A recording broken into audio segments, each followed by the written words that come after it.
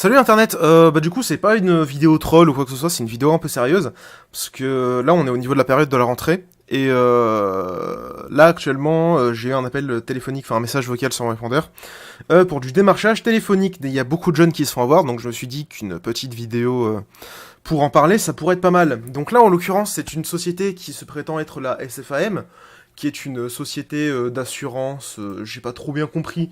C'est une société d'assurance pour une société d'assurance tout court. Il y a aucune info sur leur site. Une assurance tout risque, voilà. Hein. Bon, il y a pas vraiment d'informations par rapport à cette entreprise.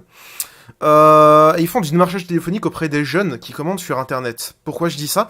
Parce que les sites Internet, je vais pas dire Amazon, parce qu'Amazon c'est un peu strict, mais des trucs genre Cdiscount, etc., ils récupèrent vos informations confidentielles et ils les redistribuent à des entreprises pour qui ils travaillent. Et au bout de plusieurs mois, 5, 6, 7 mois, ces entreprises vont vous appeler, vont vous faire du démarchage téléphonique. Alors, ce qu'il faut faire dans ces cas-là, bon, déjà, je vais vous faire écouter le message vocal que j'ai eu sur mon répondeur. J'ai pu l'enregistrer. On va attendre. Bonjour, je suis Sarah de la société SFM. Je vous contacte car vous avez dû recevoir votre offre de bienvenue. Vous bénéficiez donc d'un remboursement de 30 € lié à votre mois d'assurance offert et d'un iPhone 5S à l'occasion de la rentrée scolaire. Je vous invite à nous recontacter au...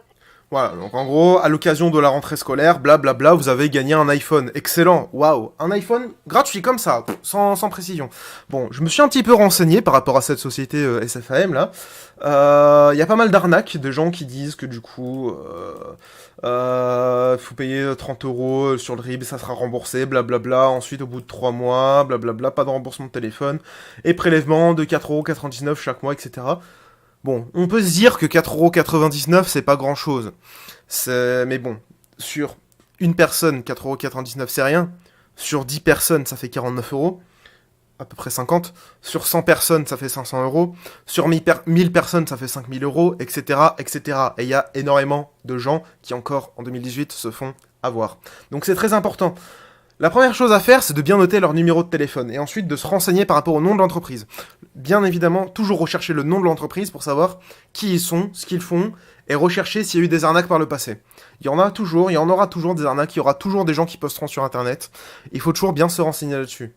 Ce que je vous invite à faire, c'est d'aller sur le site du CNIL, CNIL, et il y a un truc qui s'appelle le règlement du Parlement européen du Conseil du 27 avril 2016, qui a été édité le 23 mai 2018, qui sont du coup tout ce qui est relatif par rapport aux données confidentielles et personnelles qui sont dans les entreprises, etc. Pourquoi je vous parle de ça? Parce que il vous faudra ça pour les recontacter. Déjà pour qu'ils aient plus vos informations, pour que vous soyez plus contactés par eux ou par d'autres tiers d'entreprises qui leur appartiennent entre guillemets. Très important de toujours faire en sorte que les gens n'aient pas vos informations, parce qu'on ne sait pas qui peut les obtenir, c'est ça un peu le problème, donc autant essayer de faire en sorte que ils les suppriment. Et là on peut se dire, ouais, mais t'es un peu con Ulri, ils vont pas le supprimer parce que tu leur demandes. Je vous ai préparé des petits trucs à leur dire, voilà, donc c'est des bribes d'articles, j'ai bien relu tous les articles, etc. Donc vous avez l'article 21 qui est le droit à l'opposition. Donc en gros c'est tout ce qui est traitement de données. Le responsable du traitement ne traite plus les données à caractère personnel à moins qu'il ne démontre qu'il existe les motifs légitimes et impériaux pour le traitement. Donc en gros, à part si le mec vous dit oui mais on en a absolument besoin parce que sinon c'est dangereux pour vous. Là c'est pas légitime. Il faudrait quand même qu'il ait des arguments bien béton. Vous voyez ce que je veux dire? Ensuite, vous avez l'article 2 qui est « Lorsque les données à caractère personnel sont traitées à des fins de prospection », ce qui est le cas actuellement, parce qu'on a eu un appel, c'est pour de la prospection, on est d'accord là-dessus, on a le droit de s'opposer à tout moment au traitement des données. Donc ça, c'est une chose à leur dire quand vous les appelez.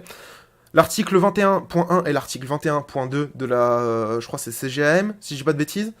Attendez, je vais juste regarder. Normalement, c'est la CGAM, si je dis pas de bêtises. Il me semble que c'est ça, attendez. RGPD, pardon. C'est la RGPD. Le Règlement Général sur les protections des données. Voilà. Le Règlement Général sur les protections des données, qui est une chose importante du coup à faire. Ensuite, vous pouvez leur dire l'article 17.1.c. qui est la personne concernée s'oppose au traitement en vertu de l'article 21 paragraphe 1. Il n'existe pas de motif légitime impérieux pour le traitement ou la personne concernée s'opposer au traitement en vertu de l'article 21 paragraphe 2.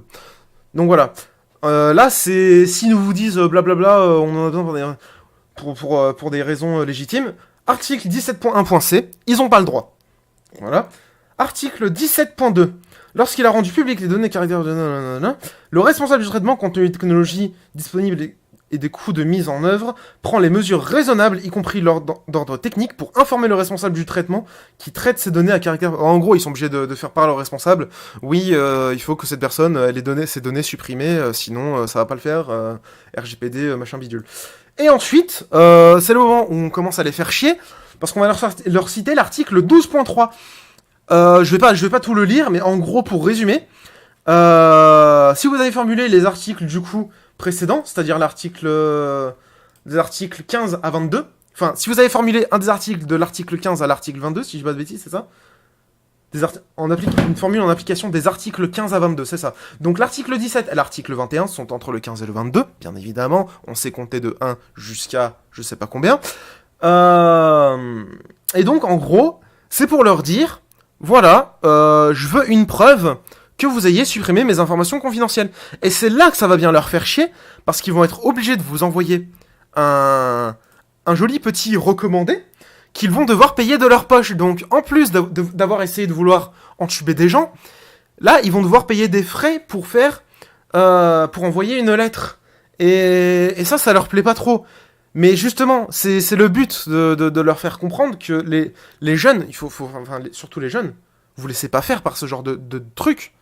Genre, j'allais dire bougez-vous le cul. Non, enfin, c'est pas bougez-vous le cul, c'est montrer que vous laissez pas faire et faites en sorte que vos informations confidentielles privées restent privées et que vous ayez pas des appels comme ça.